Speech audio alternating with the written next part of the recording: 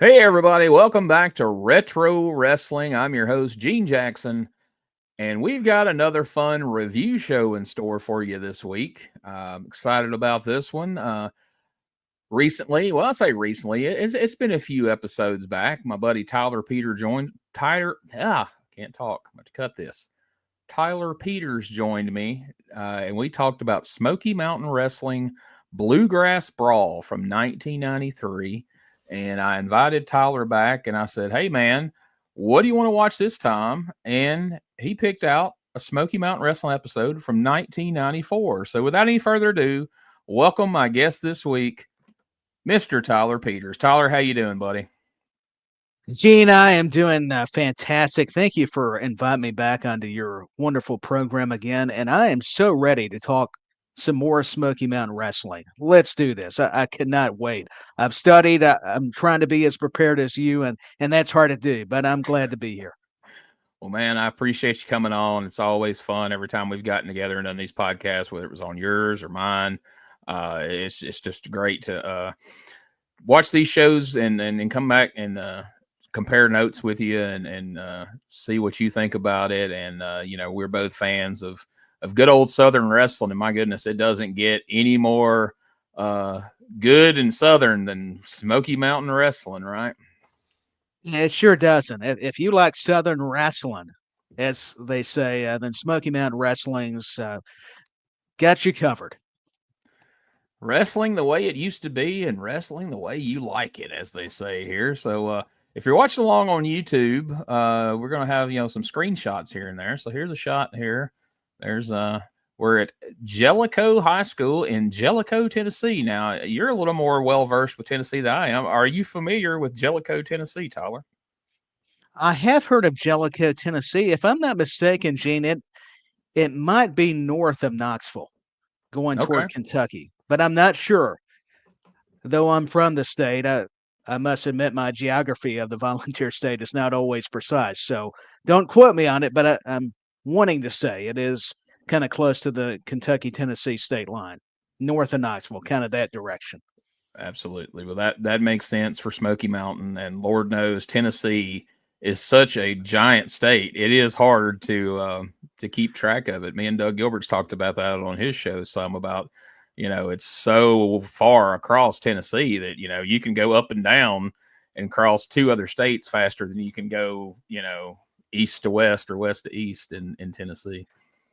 Oh, you can. It's amazing to think of the size of Tennessee, just like you were aforementioning there, Gene. So it's going to be a blast going back in time with this one. Hard to believe that 1994 we're thinking of it as old school, but it really is.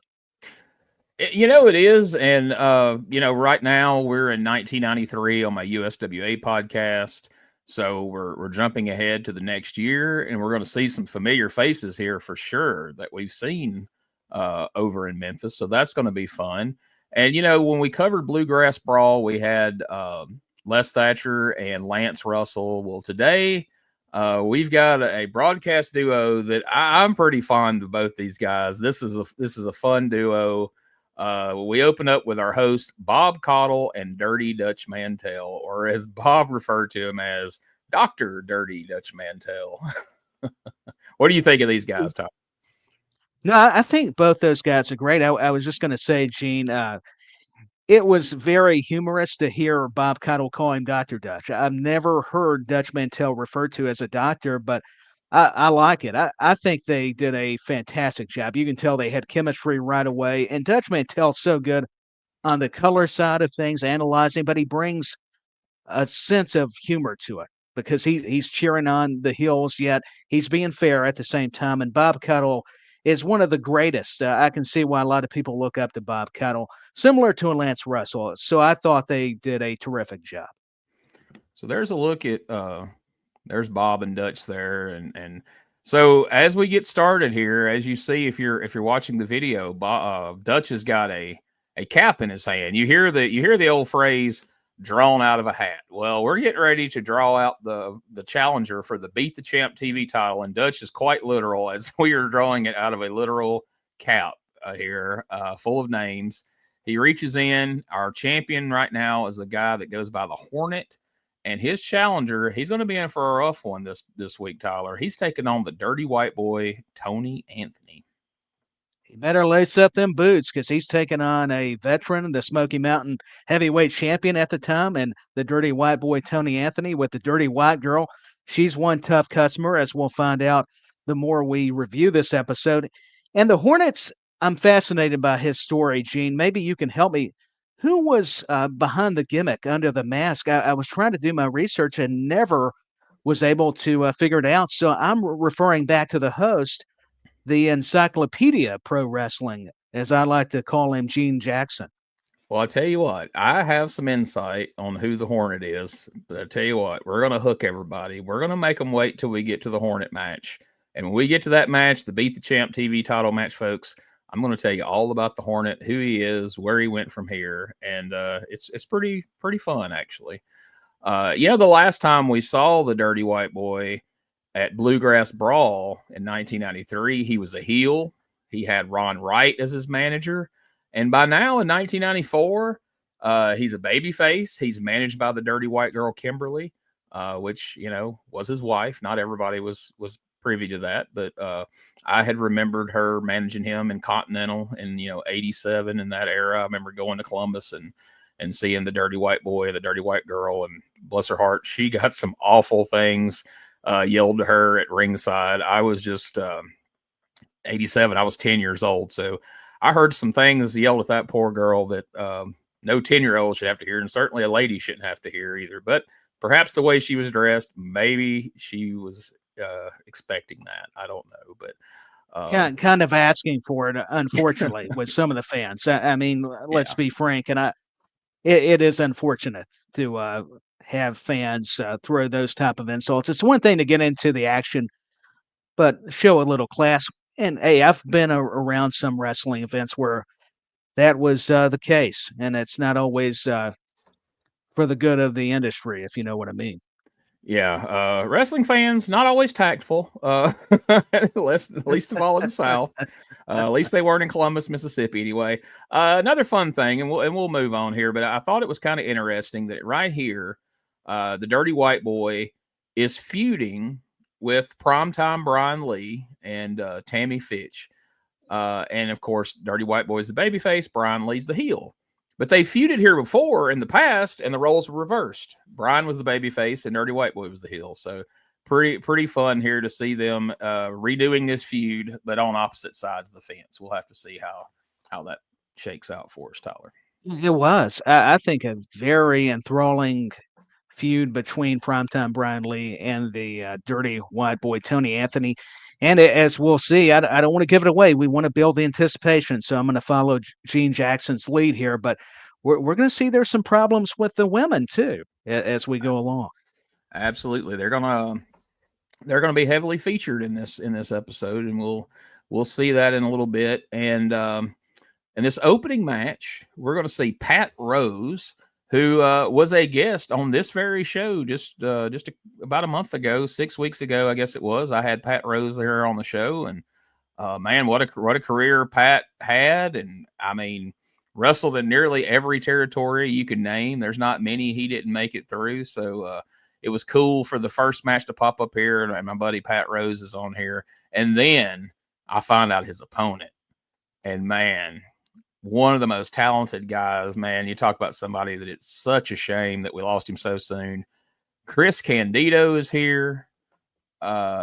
He's billed as the WWA heavyweight champion and the U.S. junior heavyweight champion. Are you familiar with the U.S. junior heavyweight title, Tyler? I'm not as familiar with these championships, with all due respect, but I am in agreement. I cannot stress enough about how much of a supporter I am of Chris Candido. It's so sad we lost him at such a young age. Just think about the progression of his career if he was able to live, and we still had him. But I'm thankful for the memories of going back watching these type of programs to see Chris Candido featured. But to answer your question, Gene, I did not have any kind of insight on those titles. So the WWA title, that was the championship of a Northeast independent promotion that Chris was champion of up in his home in his neck of the woods where he lived. The U.S. Junior Heavyweight title is kind of interesting. So it was a title that bounced around the Southeast in the 80s and 90s across multiple promotions. Like the first time I saw it was in Continental. I saw Dr. Tom Prichard feud with Larry Hamilton over it and Scott Armstrong. Eventually, Nightmare Ken Wayne would win it. And then he takes it to Memphis, and he's defending it in Memphis, and he loses it to Danny Davis, and it gets passed around. And then it would just pop up in Florida. It was one of these titles that, would either lay dormant or, a guy like Ken Wayne would win it and just hang on to it. And then when they would book him in the territory, he would bring that title, and suddenly you got a little more juice on a junior heavyweight title match because the champion's come into town. And then the belt would just disappear for a while. It would just come and go as needed. So that was kind of unique for the time. You didn't see a lot of titles like that would float amongst the different territories like that. Now, it wasn't always the same belt they used. The belt that, was most, I guess, commonly related to Ken Wayne that he won in Continental and kind of took around. He ended up with that belt and I guess still has it to this day. I know his son Eric held it, in Arkansas for promotion they were running there. And, Chris Candido, when you think about how young he is here, this is still fairly early in his career, but, Chris started wrestling at such a young age. He was a bit of a veteran here. He had a few years under his belt and just, man, such a talented guy. Like, he could do it all. Yeah, extremely skilled in the ring, was very athletic, as you're going to see going back watching this match. And Smoky Mountain Wrestling, we tend to forget, Gene, that before a lot of these stars went to the other promotions like an ECW, and back when it was Eastern Championship Wrestling, before it became Extreme, Chris Candido was in Smoky Mountain. So I think a lot of people may know that, but for those who did not follow wrestling as closely, that's always compelled me to go back and watch more and study these guys like Chris Candido, to your point. Absolutely. So Smoky Mountain's a great promotion, folks. If you're not familiar with it, you really should check it out. Almost all of it is on YouTube. You can find just about every episode of Smoky Mountain from the beginnings in 92 straight through to 95 are for free, available on YouTube. You can find the episode that we're watching today is available there. And I hope by the time you hear me and Tyler talk about this for a little while, you'll be moved to go and see it. But so in this match, Chris Candido comes off the top with a big splash, gets the win over Pat Rose, and he heads over to talk to Bob Caudle, and Bob Caudle informs Candido he's going to be competing against Tracy Smothers in a ladder match during Golden Week here in Smoky Mountain. And this is before ladder matches were just commonplace in this era, Tyler. It was revolutionary what Smoky Mountain Wrestling was able to do, how Jim Cornette was booking the territory. And I love these type of interviews because Chris Candido, the point is you don't like the guy. I believe he was being the heel at this time. So he's coming off whiny, very similar to how Tammy's character would be. So it fit the real life chemistry that the two had at the time. And I enjoyed this interview. Chris Candido was fun. He was kind of a different type of heel where he wasn't condescending. It was just he could act wimpy, but at times when necessary would back it up in the ring, as we would see. And Bob Caudle is a great stickman. He's had experience back in Jim Crockett promotions, and Cornette realizes this, and that's why he's utilized so well with this interview. So I enjoyed it. This was a lot of the aspects about Smoky Mountain Wrestling and the territorial system that, to me, is lacking today. That's why I don't like the interviews in modern times as much as I may appreciate WWE and AEW, some of the things they do. This is one of the things that comes off more natural and organic to me, is the way Caudle sets up these wrestlers. And I don't know if you agree with that, but that's something I noticed going back watching these type of shows. No, I absolutely agree. When you go back and you watch these shows, just like you mentioned, your Bob Caudles, your Lance Russells, and even Jim Ross in Mid-South, all these different announcers played a very big role in these promos of setting up the wrestler. Hey, you're going to be in this kind of match, and then Candido can react. Oh no, I'm not going to do that. And they carried, and guys that weren't experienced on the mic, they could carry them through these promos. And if you notice now, be it AEW, WWE, whatever it is, you may have an announcer. Tony Schiavone may be standing in the ring, and he may get one question fired off. But 9 times out of 10, they take the mic, and then Schiavone just fades into the background to the point usually just disappears. And now they're just out there holding the mic, spouting off this soliloquy that they've, scripted. And that back and forth, I think, really added a lot to it. It helped tell the story. It helped get and it gave the wrestler somebody to react off of. And I think you're dead on 100% correct. It takes away from the promo, and it's just a missing element that I think could add to today's show.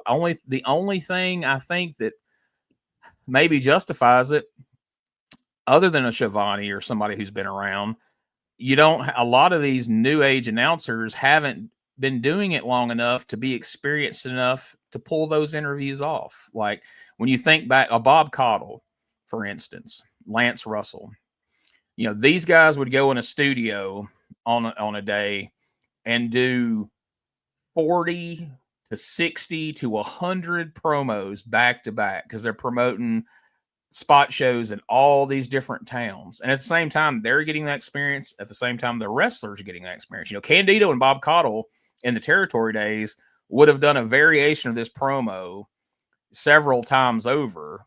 And you think, a guy like Mean Gene, would do for WWF, my gosh, he would do, he said in interviews, there were like 8 and 9 hour days, man, where he's just one stand-up promo after another. You think how good you get after just a year of that, and they did multiple years of that. So I don't know if the announcers of today have the experience to really pull that off, but they would eventually get it, just not at the level these guys did.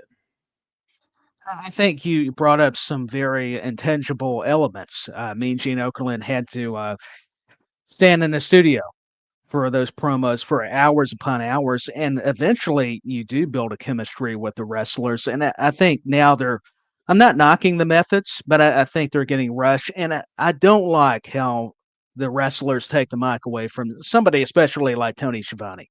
Yeah. They should know better. So how dare they? Because you talk about Bob Caudle. This man worked with Bob Caudle. He worked with David Crockett. He worked with JR, Jim Ross. Tony Schiavone deserves respect. To me, you don't see sports reporters having athletes take the mics out of their hands. I know it's different, but you still want to present it as credible and have some believability to it. And that irks me. It really does. I guess I'm kind of an old soul trapped in a young man's body. I am with a lot of things. And that's one of the things, Gene, that you brought up. And the more I think about it, it gets me a little fired up because I'm like, that's disrespectful. And it's not out of good taste either. They're trying to do their job and trying to get you over. You're supposed to be like a tag team partner. So you're supposed to also be helping them. So I'll get off my soapbox, but that is one thing that I've noticed, and it got me going a little bit. So I apologize if I kind of went off there. No, not at all, man. I agree 100%.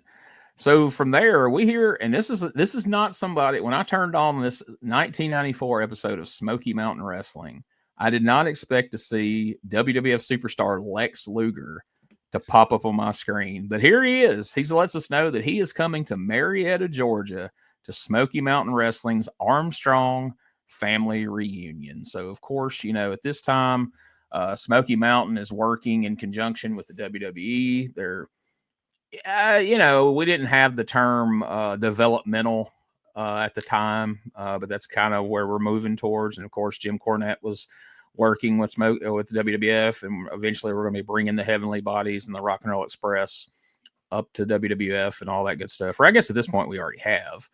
But man, that was fun. All of a sudden, boom, there's Lex Luger on my screen. And again, I wasn't expecting that. What did you think about seeing old Lex on here?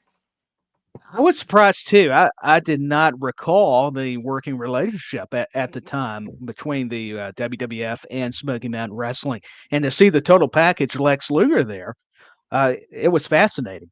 But it made sense. You forget about all the wrestlers that have connections or have rivaled with a lot of the stars that you see all across the board regarding these various organizations in professional wrestling. But it still caught me off guard. I'm with you, Gene. To see Lex Luger, yet it was a cool surprise. I was like, okay, we see Lex Luger and they're promoting the Armstrong family reunion. This is a big deal. I mean, there's going to be a lot of important angles. You can tell by having somebody uh, of the caliber, pardon me, of Lex Luger appear on the Absolutely. program. That kind of star power. And some fun stuff come out of that relationship. They drew some big houses. They as late as '95 when Smoky Mountain was in trouble. Shawn Michaels came to the Super Bowl of wrestling, wrestled Buddy Landale. The Undertaker came to Smoky Mountain Wrestling to wrestle a guy named Unabomb. And Undertaker was so impressed with this guy, he went back and talked to Vince McMahon, and of course, Unabomb would eventually become his brother Kane.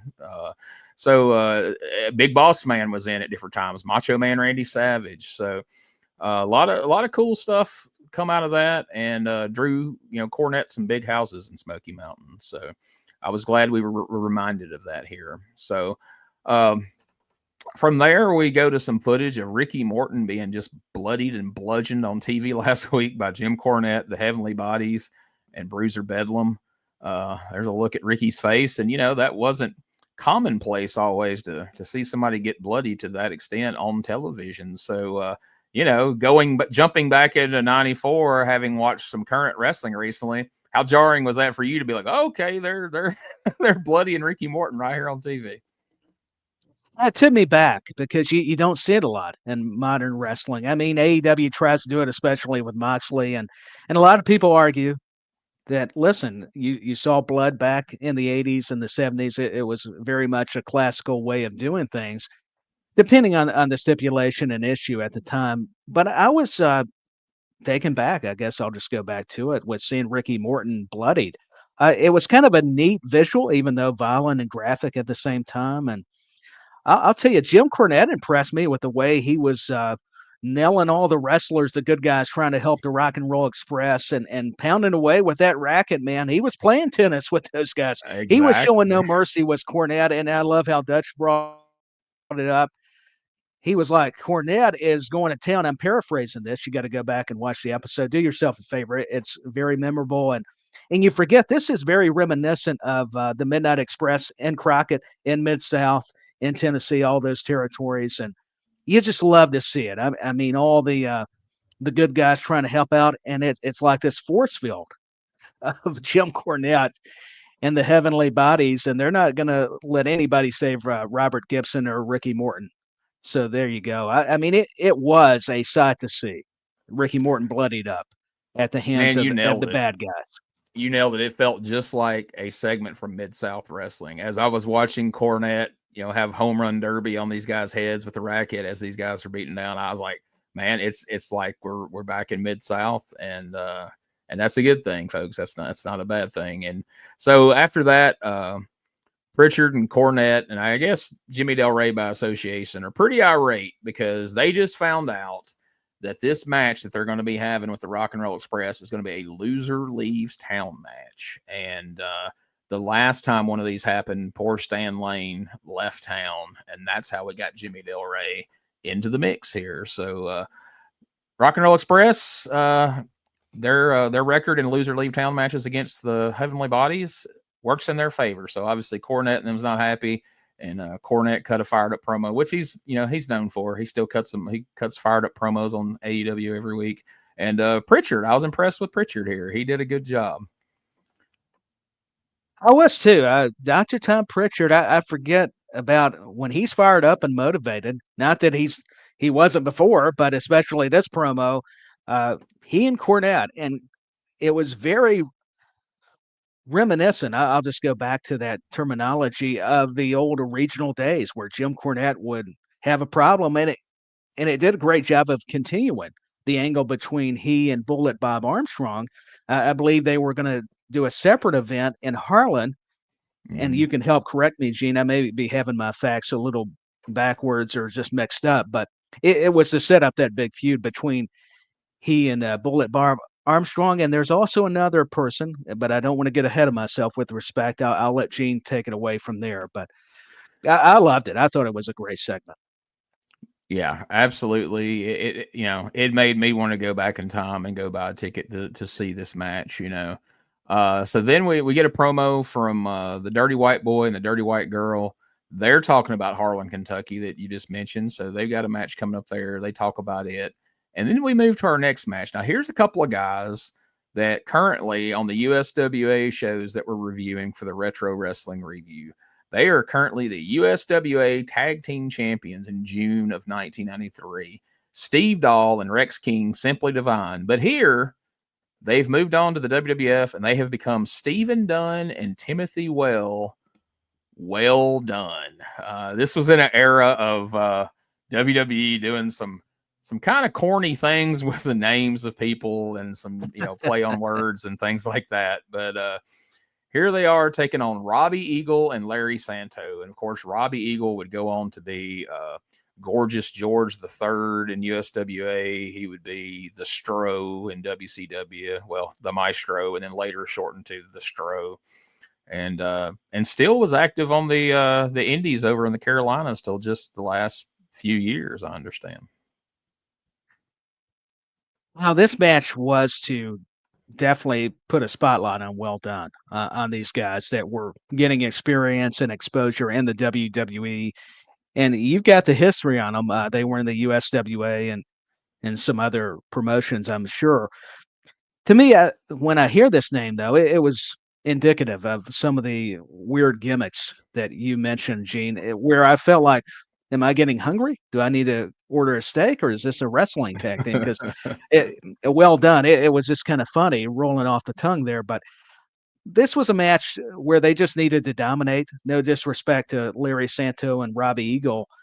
These guys were very talented. They knew their duty. And it was pretty much to get Well Done over, and also to get James Van Horn, who we know as Father James Mitchell, or Daryl Van Horn, excuse me, as they join, as he joins Dutch Mantell and Bob Caudle on commentary. He's scouting for new talent. So I thought it was a nice segment. It flowed well with the show. It did. I was surprised to hear Daryl Van Horn pop up on commentary. I forgot that he was there in this era. And as you mentioned, he would later be the sinister minister James Mitchell. He would be James Vandenberg in WCW. Of course, he managed Mortis and Wrath in their quest to eliminate Glacier and Ernest Miller from WCW. And man, I thought Jim Cornette spoke quick. He clearly had a lot to say in a short time to say it, because, man, he talked a mile a minute, but he got it all out there, and he really didn't make any mistakes. So I was impressed that he managed to get his whole shtick in the time of this well-done squash match here. Me as well, because I'm thinking, how can he get all these words out? But he sure did. I mean, it's a testament to his talents. You forget about Father James Mitchell being Daryl Van Horn in Smoky Mountain Wrestling, and he's a very interesting character because he managed a wrestler by the name of Prince Karras, and his gimmick was being a mummy from back in time. So try to get those characters over would not be easy. So a credit to Daryl Van Horn or Father James Mitchell, whatever you want to call it. Yeah, whatever you prefer. He's been good in all those roles, and that's my go-to whenever. And I'm a fan of Cornette, but whenever Cornette, and I'm not even an AEW defender, but when he gets to dumping on current wrestling too hard and talking about silly comedy gimmicks to mock the business, I'm always like, dude, you booked a Ninja Turtle and a mummy. Calm down. Like, let's not, lest we forget those things. It's true.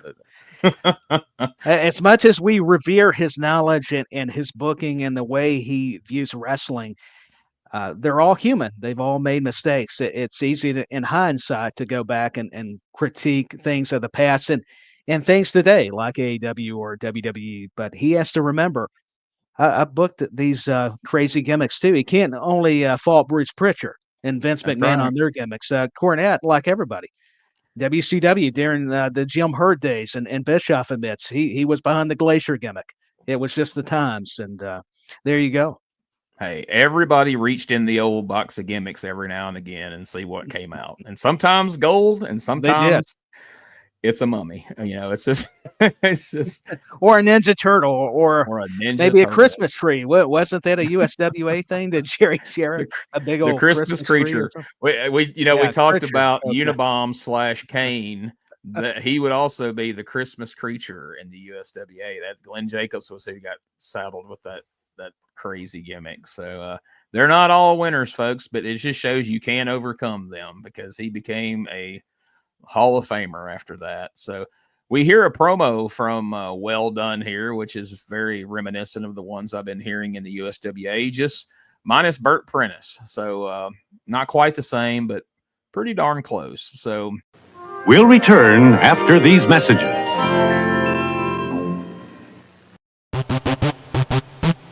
Ladies and gentlemen, welcome to Give Me Back My Pro Wrestling, the podcast that's based on the old school but can still help you find the good stuff from today. Jimmy Street and the Plastic Sheik, Jared, are the undisputed tag team champions of the wrestling podcast world. From thought-provoking topics to superstar interviews to action figure expertise, this team does it all.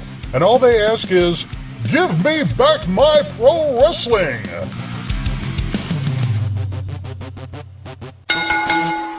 Every other Thursday, wherever you listen to podcasts. Hey everybody, Gene Jackson here, inviting you to check out the Retro Wrestling Review, where each week I'm joined by some great co-hosts who help me review classic episodes of USWA Championship Wrestling, and right now we are doing week-by-week reviews of 1993. But we don't just do reviews, sometimes we get a chance to interview some of the people who were there and lived it, plus do watch-alongs. It's a lot of fun, so check out new episodes that drop every Wednesday at Wrestlecopia.com. And to find links to everything associated to the podcast, you can go to USWApodcast.com. Hey guys, Ray Russell here, curator of the Wrestlecopia Podcast Network, inviting you guys to listen to many of the programs here as part of the Wrestlecopia brand, including, but not limited to, the Wrestling Memory Grenade, currently covering the 1988 and the WWF project. You can also listen to the Regional Wrestling Podcast, where we talk the territories, whether it's Jamie Ward with Georgia 81, Roman Gomez with the UWF in 1986, or Gene Jackson covering Memphis in 85.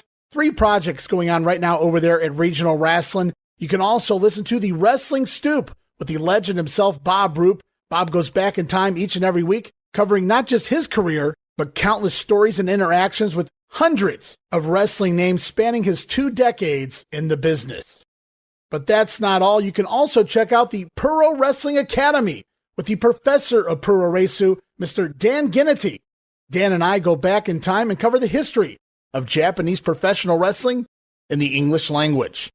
And you can listen to all of those shows and more, all part of the Wrestlecopia Podcast Network, located over at Wrestlecopia.com. That's WrestleCopia.com, and anywhere your podcast streaming needs are met, from Apple to Spotify, Pocket Cast, and beyond. And while you're at it, why not subscribe to our social media guys for all the latest goings on here at the Wrestlecopia Podcast Network. Plus, I'm constantly adding old school video clips and pictures from throughout wrestling history. You can follow us over on X, formerly Twitter, at Wrestling Grenade. That's at RASSLIN Grenade. Also, follow and like me, Facebook.com/Wrestling Grenade. And why not subscribe to YouTube.com/Wrestling Grenade. So if you're looking to support that next up-and-coming podcast brand, please consider making it Wrestlecopia. From there, I have another surprising face pop up on the screen. Old Double J pops up on the screen. He, too, will be coming to the Armstrong family reunion. So kind of appropriate, considering he would soon be paired with an Armstrong, and a little bit of foreshadowing, perhaps. I don't know, or maybe just dumb luck. But either way, Double J is going to be there in Marietta, Georgia. So we're stacking the deck. We know the Armstrongs are going to be there because it's their family reunion. Now we know Made in the USA, Lex Luger's going to be there, and old Double J, Jeff Jarrett's going to be there. So, man, Tyler, it's a shame we missed that one, right?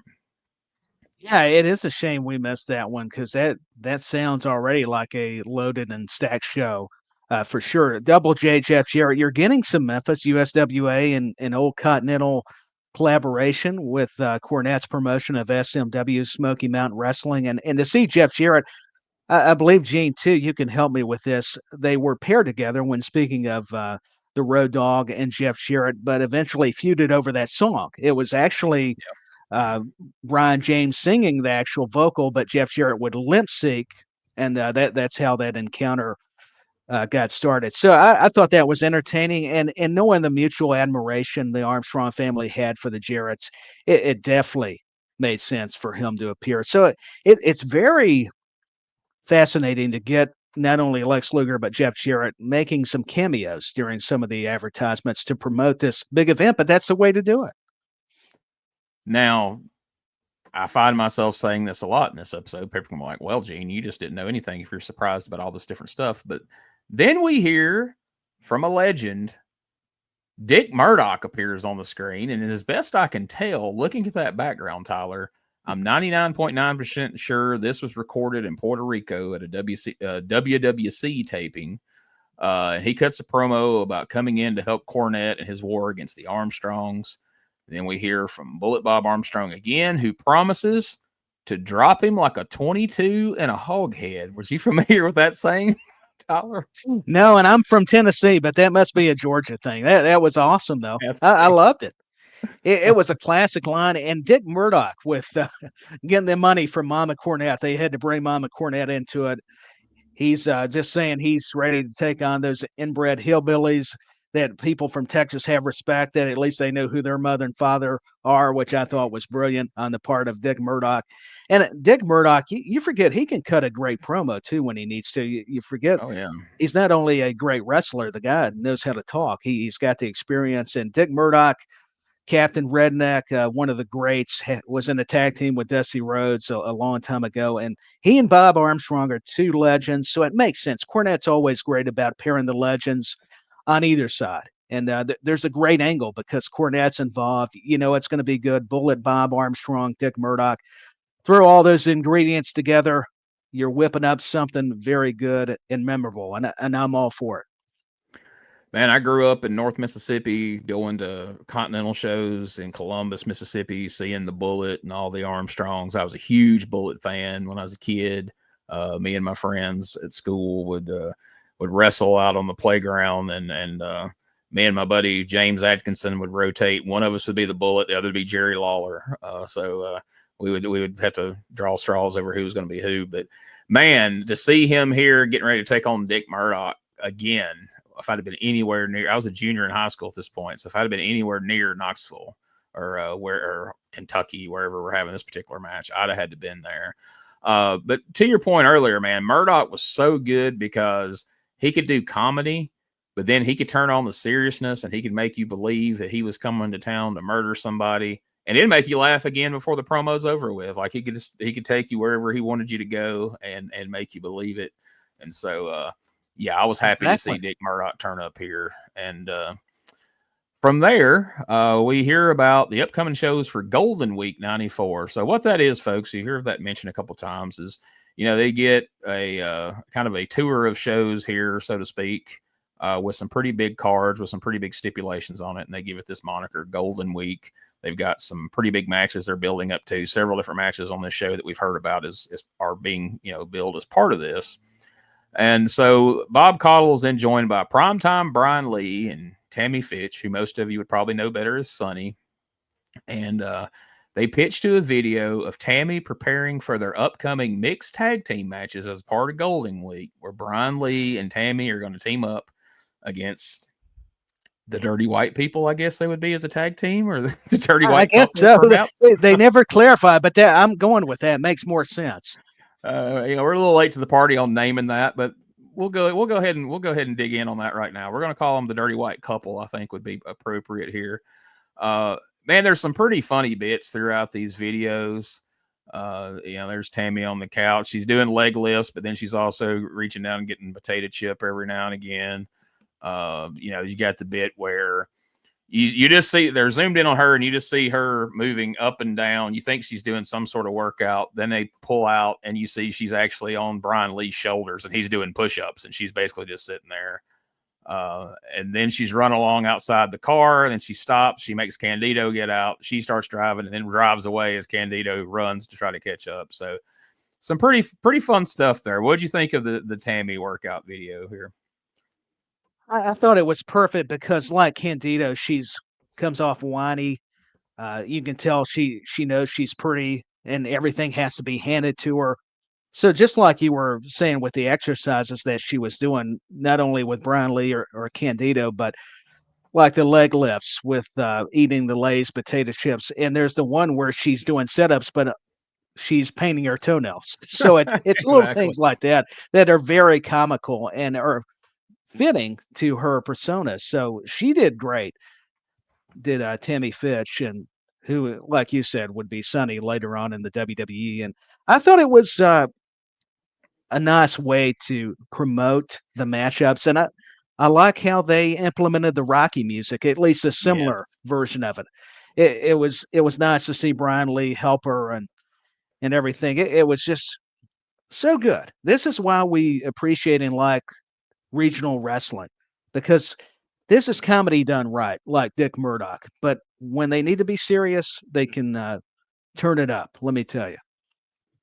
So of course, we saw how Tammy's preparing. We got to find out how's the Dirty White Girl preparing. So we switched to a training video of the Dirty White Girl, set to the tune of "She Works Hard for the Money," featuring clips of Kimberly beating up the Dirty White Boy in the ring, working out. Basically, she's throwing him around, she's hitting him with some kicks, and Dirty White Boy is not a small man, so you got to figure, hey, if she can handle Dirty White Boy, Tammy's in trouble. This is the shot we end on with her fist coming right towards the camera and knocking us all out, apparently. But yeah, fun stuff on both sides of the fence there, and it adds a little bit of drama going into this mixed tag team match. So It does.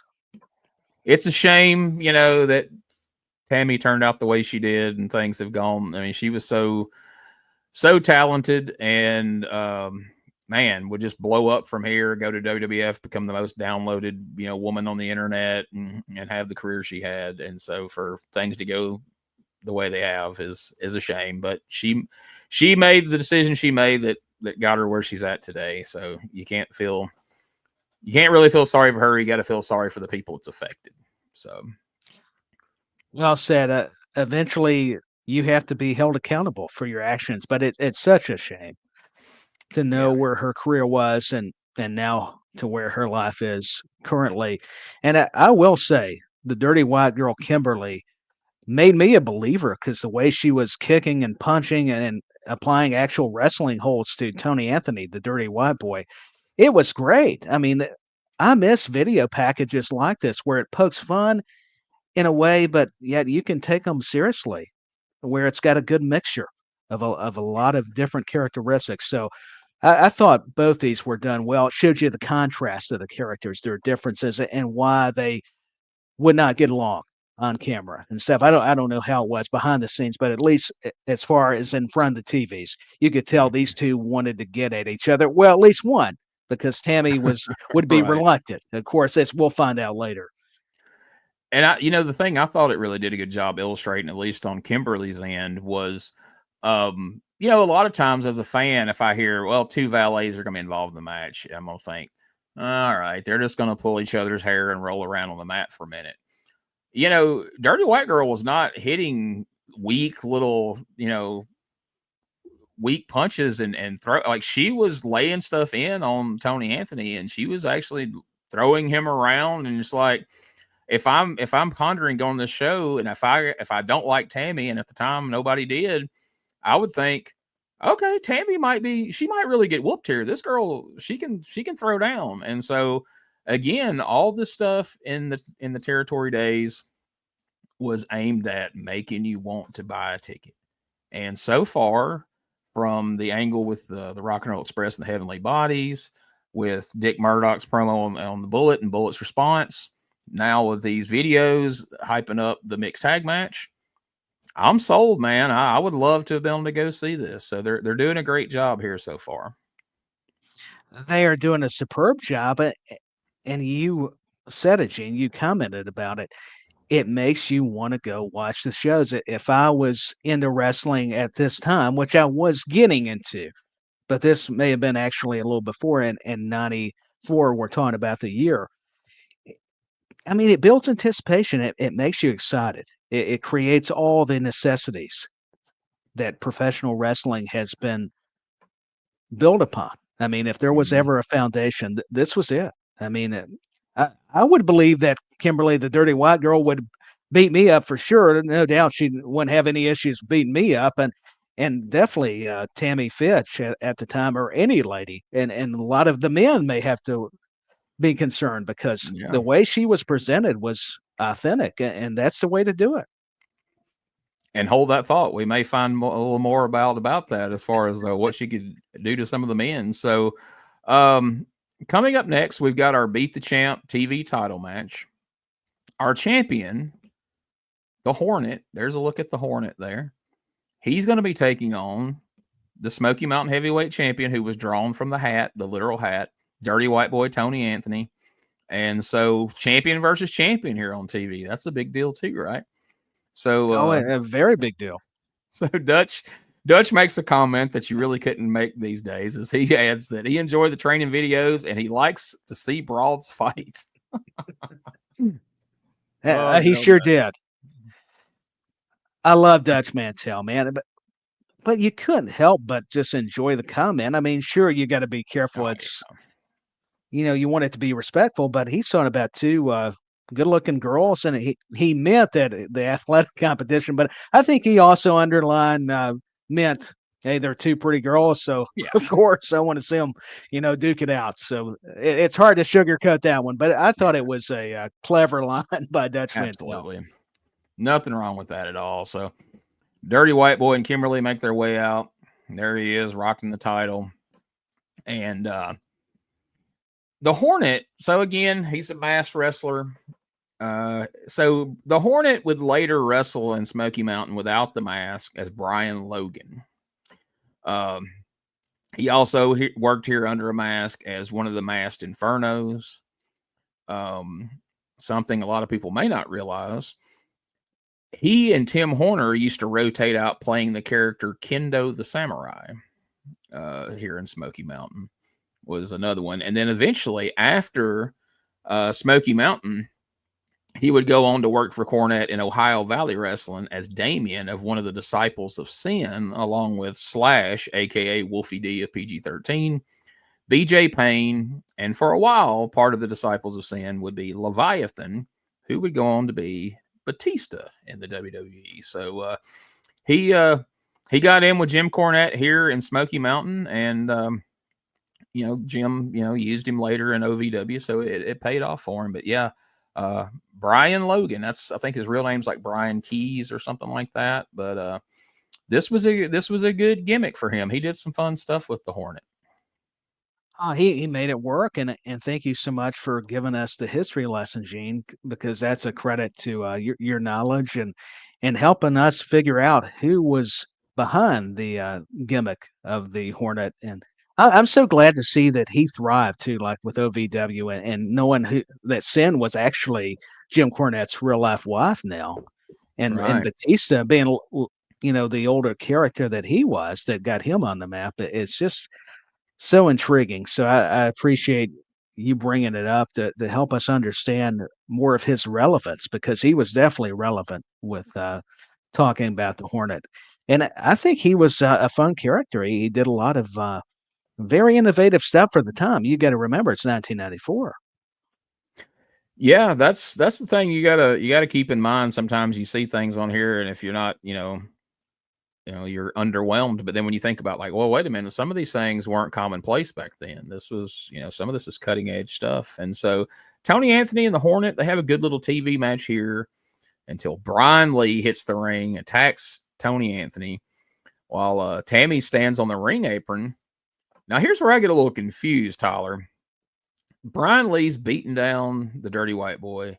Tammy's standing on the side of the ring. Dirty White Girl runs in, knocks out the Hornet. I don't know.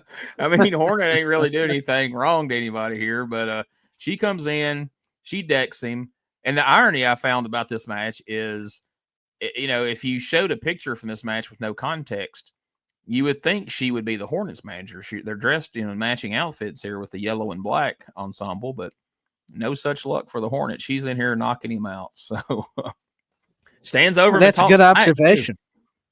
Yeah, she was. She was doing a Muhammad Ali on him, or maybe some Sugar Ray Leonard, as the Dirty White Boy was referencing it and stuff. This was a good way to get her more over as a legitimate threat to Tammy Fytch, and it was different to see that the Hornet really was at the wrong place, because what did he do to her to deserve it? But it was the showcase that it doesn't matter if it's male or female, I'm going to knock you out, and she sure did. And she said, Absolutely. "Hey, I might as well own it. I punched the guy. I'm going to talk trash to him." And he was the opponent to who I'm with, and the Dirty White Boy, Tony Anthony. So you could say there was logic there in a way, but it did confuse you a little bit with the way they presented it. But overall, it worked out. Yeah, it worked out. And Tracy Smothers runs in, makes the save for Brian. Brian Lee attacked Dirty White Boy from behind, so he runs in. Kimberly is so fired up. She looks like she's about to wail on Smothers. Smothers is like, "Hey, lady, calm down." He puts his hands up like, "Hey, I don't want to fight you." And I'm on your side. Yeah, exactly.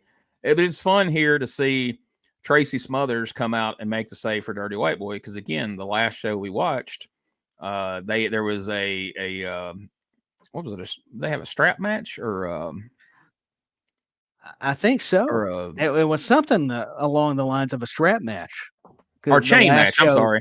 Chain match. I'm sorry. Ron Wright specialty. I just remember. I remembered it when I pictured Ron Wright pulling it out of the Piggly Wiggly bag and saying Tennessee chain. So they had that Tennessee chain match, tried to kill each other, and by now these guys have put their differences aside. Dirty White Boy is a good guy, and him and Tracy would go on to be the Thugs as a tag team, which a lot of fun stuff in the future with those two as a tag team here in Smoky Mountain. But we'll save that till we get there. Now, from there, we go to a promo video for the Thrill Seekers, Lance Storm and Chris Jericho. And Tyler, you can tell this was a different time, as Lance Storm did all the talking at the beginning of this, which blew my mind. But from there we see highlights of them working out at the Total Fitness Gym. It was very important that we got a good long shot at the beginning and end of the video that they were working out at the Total Fitness Gym. I guess that sure was part was of the deal. Hey, we'll let you shoot in here as long as you promote our gym. And they did a good job of promoting it. But so then we see them heading back to share a hotel room. I guess Corny's not springing for separate rooms for these guys. So they're heading back. And then they get mimed, I guess, more or less, a proposition, but what I'm sure is in Knoxville considered to be, high-end call girls, it appeared to be. And they both opt to go in their room. And the whole thing at the end just felt pretty hokey, and it felt like the kind of thing Cornette would criticize Jericho and AEW for now if it happened on Dynamite next week. It seems like the kind of thing he'd go on his podcast and, beat him over the head with. But I don't know. It's the 90s, I guess.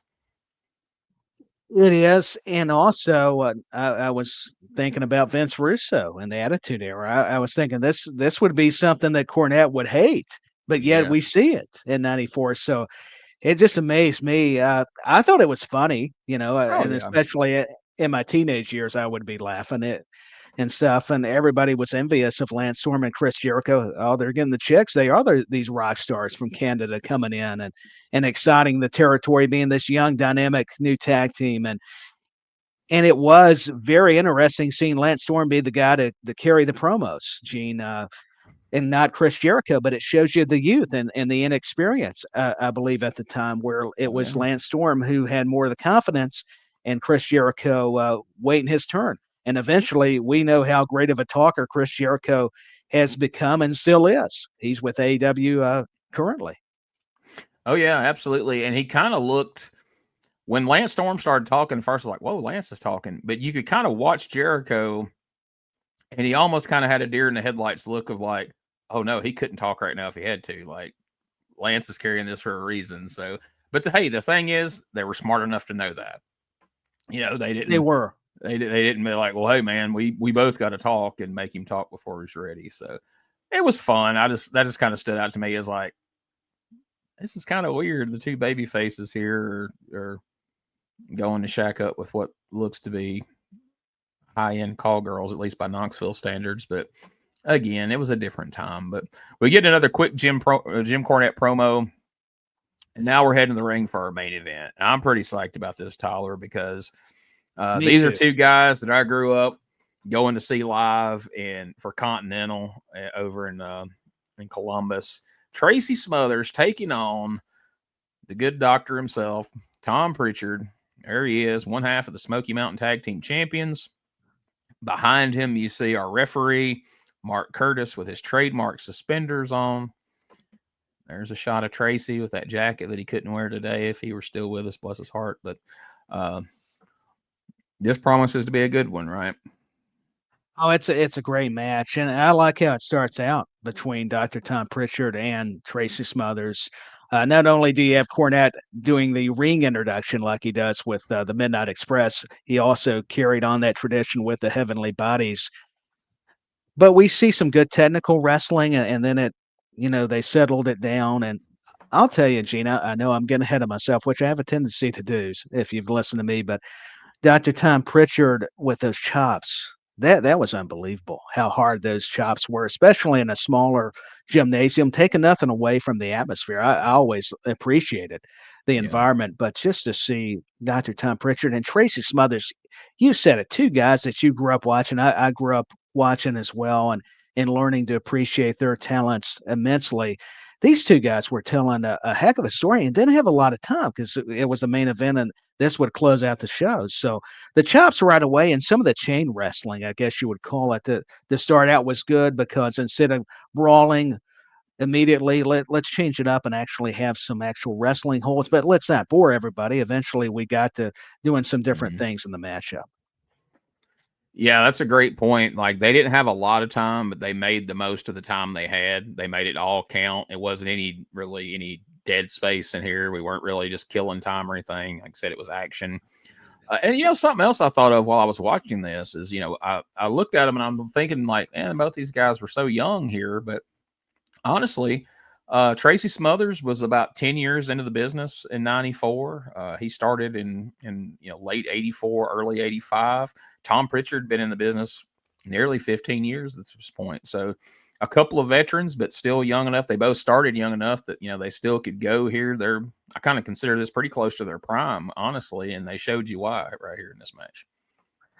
I would say so too. Definitely the prime of their careers, and they could have a good match with a broomstick. I think those guys are that good. You hear the analogy thrown around, sometimes a little too loosely, but I think it would be appropriate if you're mentioning these two guys.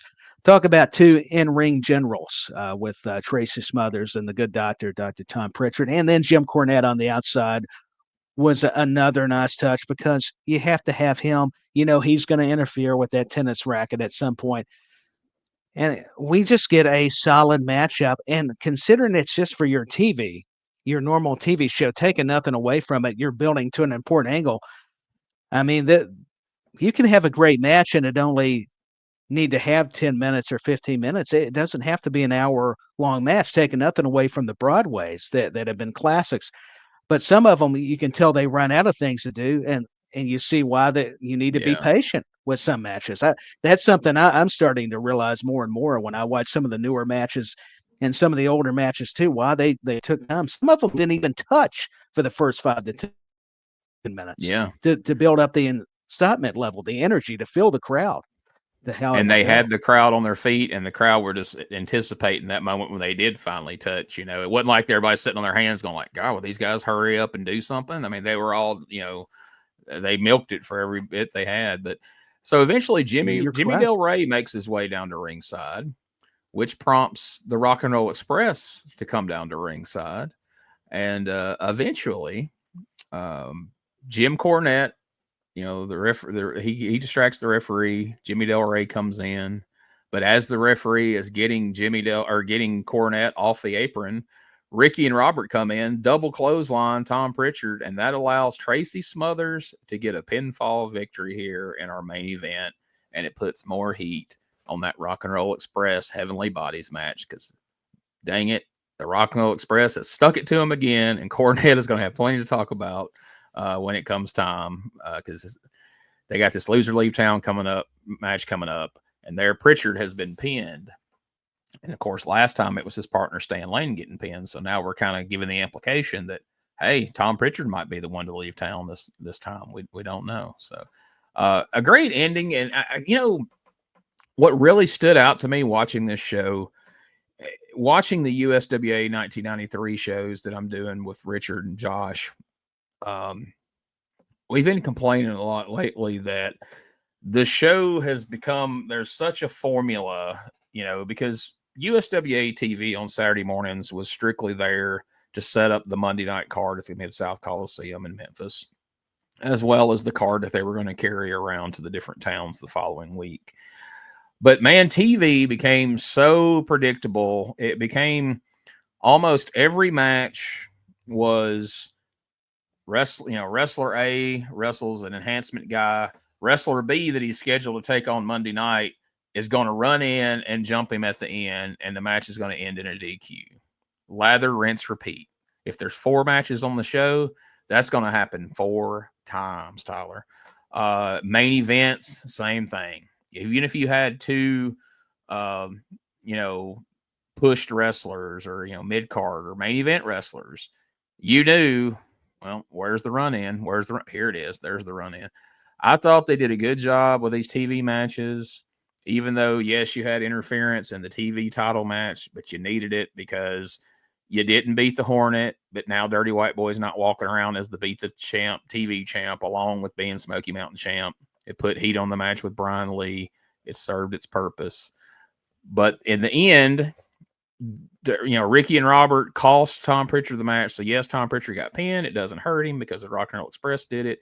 It's a lot better way than if we'd have just had the Heavenly Bodies, Del Rey and Cornette run in for a DQ like we would have saw. Because if this had been a USWA show, I promise you that's what we would have saw every match. And it's a breath of fresh air to see somebody booking something, putting thought into the actual TV show and not just the live events. It was very refreshing, and you often gloss over just how well-versed Jim Cornette is as far as booking. Not that he didn't fall into certain ruts, because every great booker does, or promoter. Yet Cornette found a way, Gene, to vary from a lot of the your typical finishes. And I'm not knocking any other promotions, but you brought it up. It was just nice to see where it didn't hurt Dr. Tom. It didn't hurt the Dirty White Boy or Primetime Brian Lee or the Hornet. And we had some quick matches, some good rundowns from Brian Matthews, the ring announcer, who you said a lot of the territories would do that. And still a lot of wrestling organizations, pardon me, continue that tradition. And there was just a lot of fun stuff where you got some humor, but there was a good hinge, or a good mixture of emotional investment is what I'm trying to say there. Absolutely. And, I have to admit, I'm going to have to go ahead, even though we're not doing a podcast about it, and look up next week's show because I want to see the Rock and Roll Express versus Well Done next week. I think that's going to be a fun one, right? I think it's going to be a great matchup, and I want to go and watch it as well, regardless of a podcast or not. But I will say this has been another very thrilling review, thanks to Eugene, and I cannot say enough good things about what you're doing and Smoky Mountain Wrestling. This is good to go back in the time machine and watch this stuff all over again, or maybe sometimes for the first time. That to me is the most fun aspect of these shows because I know there's people of all age ranges. There's old guys like me that are going back, watching it and remembering it from watching it back in the day.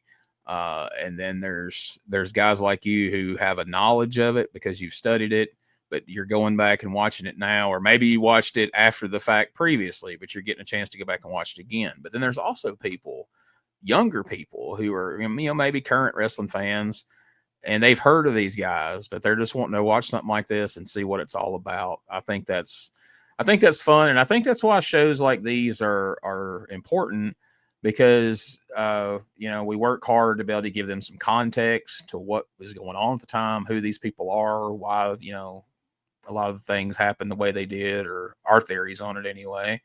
And I think that's why these review shows, that's why I'm doing them. That's why I enjoy watching them and then doing, researching things and making sure that I've, got some things that you can't just glean from watching it yourself. I think that's what these shows are here for. The people who do review shows and they basically just come back on and tell you what you saw. I'm like, well, I know all that. I saw it.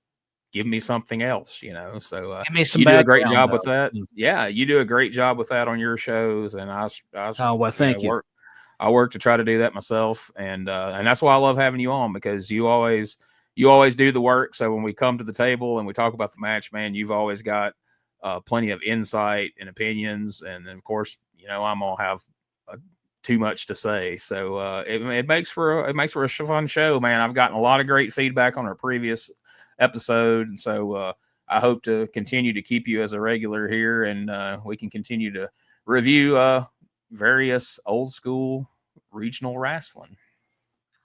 I would love to do that, Gene. Just let me know anytime. And I'm such a big supporter of all the shows that you do. And I say encyclopedia. I know we hear it spoken in context to Mike today, but Gene Jackson does his homework, and that's why already I immediately had respect and appreciate what you do. And I'm trying to borrow from a lot of the more experienced podcasters and wrestling historians like yourself and get better. And it's being on programs like this that I'm just learning so much and having a good time going down memory lane, as you would say. And Exactly. Yeah, it's great, man. It's been a lot of fun. So thank you for having me. Oh yeah, man, absolutely. That's it's fun for me to watch guys like you progress. So that each time I check out your show, it just keeps getting better and better, and you add more things to it, and that's what impresses me. Is like, it's not like you're like, all right, I've got a show, this is what I do.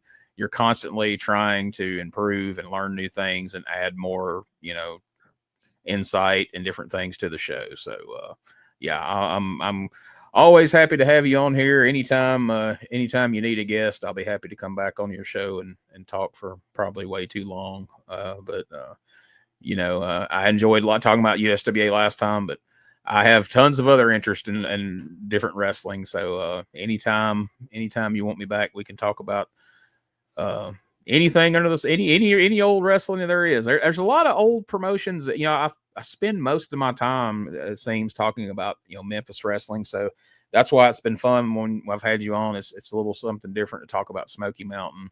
I really want to do some reviews of some Continental pretty soon. I'd love to maybe talk about some old Texas wrestling. And I'm fascinated with the Portland territory. It's something that I read about in magazines, and that as I got older, I was able to do some tape trading and see some footage of, but I haven't watched near enough of it to really have a firm grasp on it. And it's something I want to learn more about. I know Ray Russell's got some things in the works for the future, perhaps, of some projects he's going to do involving Portland wrestling. So I'm excited for that. So who knows? Maybe one of these days, me and you'll get together. We'll get together and watch a Portland show and get on here and talk about it. Let's do it. Maybe Continental. So, and I want to have you back on my show too, because I'd love to watch anything, even if it's for the very first time. I would just enjoy that, Gene. So you're more than welcome to come back, and I'll tell you, I'm looking forward to the Portland wrestling. I'm already intrigued because I knew Piper, a lot of people that were big names went through there, and it's already got me hooked. So I cannot wait to see what you all come up with on this network. It'll be fantastic, I'm sure.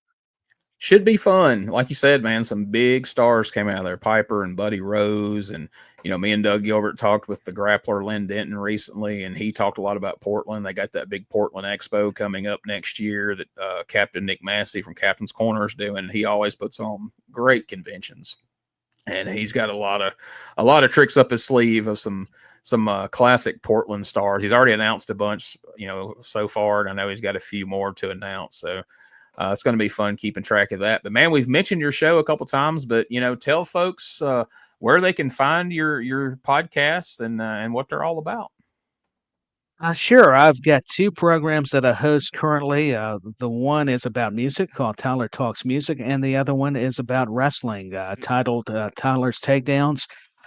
They are available on a special feed called DTP Productions in conjunction with SJP World Media, which you'll also find the episodes there, along with some other great wrestling content and non-wrestling related content as well. So please, if you can, go check it out and support the channels and all of what we're doing over there at SJP World Media. And I cannot thank them enough for giving me a platform, and folks like yourself, Gene, for having me on your programs. And it's just been a fun ride so far. So that's the way you can find it. Also, I'm working on doing more short edited clips recently, so you'll see more of that concerning both the music and wrestling podcasts. So in case you don't have time to listen to a full episode, maybe you'll listen to 1 minute of it and just get maybe a taste of it. Hey, that's better than nothing, so I'll take it. It's a great teaser, man. A couple days ago, I checked out the teaser for your Vince McMahon review episode, and it was great. And it made me go, man, I got to go back and listen to that whole episode. So I'm going to be checking that out real soon. It's going to jump into my rotation of, my goodness, I've got a lot of wrestling podcasts I try to follow, old and new. And so I come across something like that. And I'm like, all right, let me put it on my to-do list here. But luckily I have a job, or I have till just recently. I don't know. My job may be changing a bit, may not be. I work by myself. So in the wintertime, it's kind of slow. So I just pretty much just have a wrestling podcast playing in the background all day while I do my work. And so I hear a lot of wrestling podcasts throughout the week, throughout my day. So yeah, man, definitely gonna be checking that out. But again, I appreciate it. Great to have you here. Thank you as always. It was a lot of fun, and everybody go check out Tyler Talks Music and Tyler's Takedowns.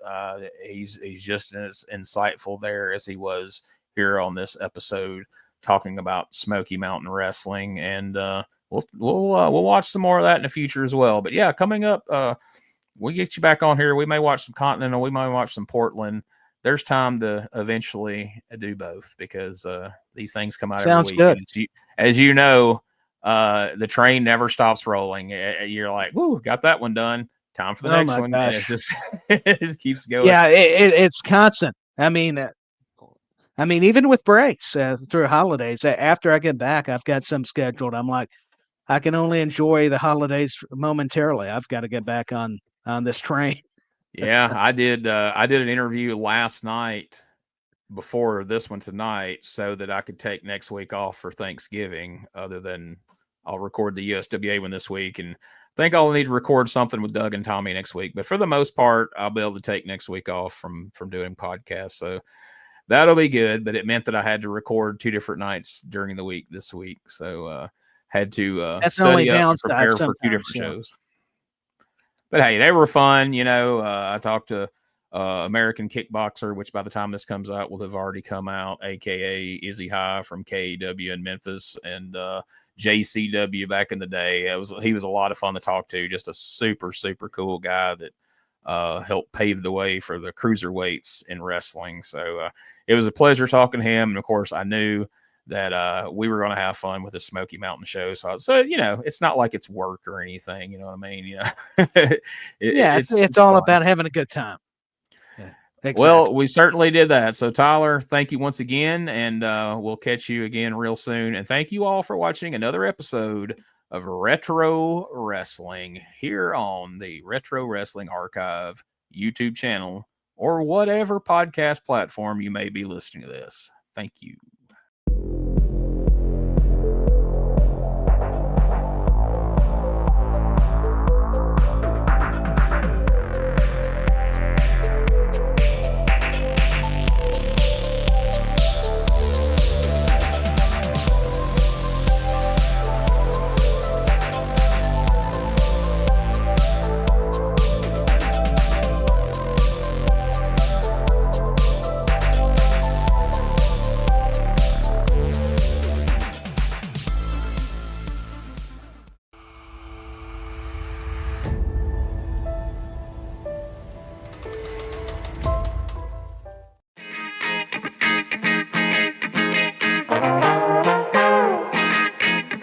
Hey, it's Bob Smith, and guess what? The Outdated Wrestling Hour is now part of the Wrestlecopia Podcast Network.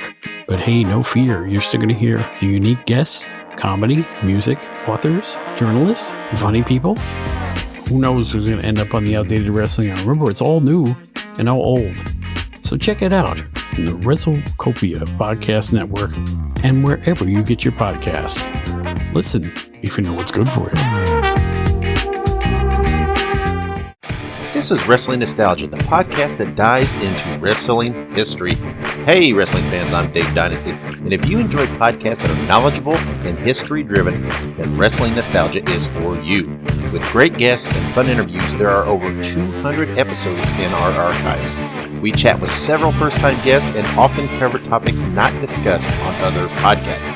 Look up Wrestling Nostalgia on your favorite podcast platform and visit all of our links at linktree/wrestlepod. That is linktr.ee/RASSLEPOD. And remember, wherever you go and whatever you do, be good, be safe, and keep on growing.